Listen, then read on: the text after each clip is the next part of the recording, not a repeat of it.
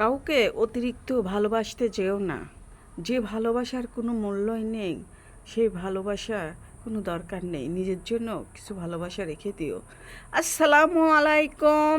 সবাই কেমন আছেন? আলহামদুলিল্লাহ, আল্লাহর অশেষ মেহেরবানিতে আপনাদের দয়ে আমরা অনেক অনেক ভালো আছি। আজকে আমি বানাবো পাটিসাপটা পিঠা। সেই জন্য সুজি নিয়েছি, নারকেল নিয়েছি, নারকেলটা কুড়ে নিয়েছি, গমের আটা নিয়েছি, চাউলের আটা নিয়েছি, তেল নিয়েছি, তারপরে চিনি নিয়েছি আর দুধ নিয়েছি। প্রথমে আমি সুজিটা ভেজে নিচ্ছি, ভেজে নেব, কিন্তু তেল দিতে ভুলে গেছিলাম। তারপরে আবার একটু তেল দিয়ে ভেজে নিচ্ছি। আর তেল দিয়ে সুজি ভাজলে ওই হালুয়াটা খেতে অনেক মজা লাগে। তারপরে যে দুধটা আমি জাল দিয়ে দিচ্ছি, দুধটা ছেঁকাই ছিল। তারপরে যে দুধটা যখন বলক উঠে গেছে, তার মধ্যে আমি তেজপাতা দিয়েছি, গরম মশলা দিয়েছি, দারচিনি দিয়েছি, দিয়ে তারপরে যে দুধটা যখন ভালোভাবে বলক উঠে গেছে, তখন আমি নারকেল দিয়ে দিলাম। আমি সম্পূর্ণ নারকেল দেবো না, একটু কিছু নারকেল রেখে দেব। তারপরে নারকেলটা যখন সিদ্ধ হয়ে গেছে, এর মধ্যে তখন আমি দিয়ে দেব সুজি। আমার বড় আপা একটা ছেলেকে খুব খুব পছন্দ করতো, খুব ভালোবাসতো, কিন্তু আমার বড় আপাকে সেই ছেলেটা ফাঁকি দিয়েছে, অবশেষে বিয়ে করলো না। আমাদের বড় আপা এতটাই ভালোবাসছিল যে তার জন্য সে মরতেও পারে, মানে মরার চেষ্টাও করেছিল, তারপরে সে বেঁচে গেছে।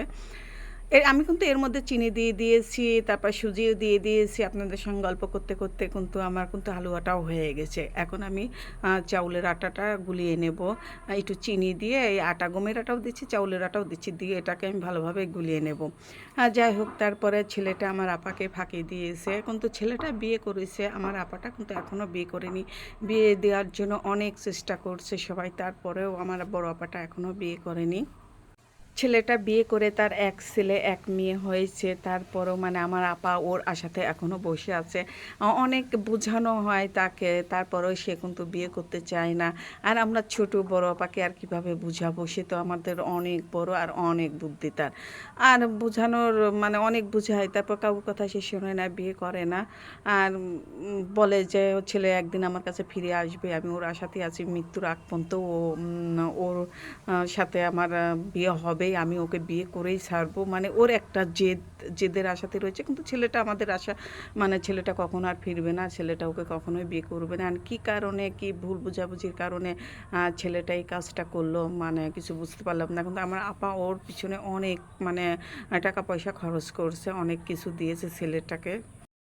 সেজন্য বলছি যে অতিরিক্ত কাউকে ভালোবাসতে যাবেন না। অতিরিক্ত ভালোবাসা কিন্তু মানে ব্যর্থতাই বেশি, সার্থকতা তো কোথাও আমি দেখি না।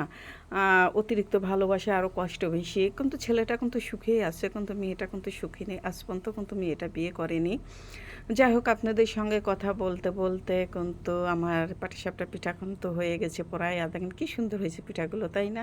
কিন্তু অনেক অনেক মজা লাগছিল। আর আমার এই পিঠা তো অনেক পছন্দ, আমার সব খাবারই পছন্দ, শুধু পিঠা কেন, আমার হালাল খাবার আমি সব খাই আর সব খাবার পছন্দ।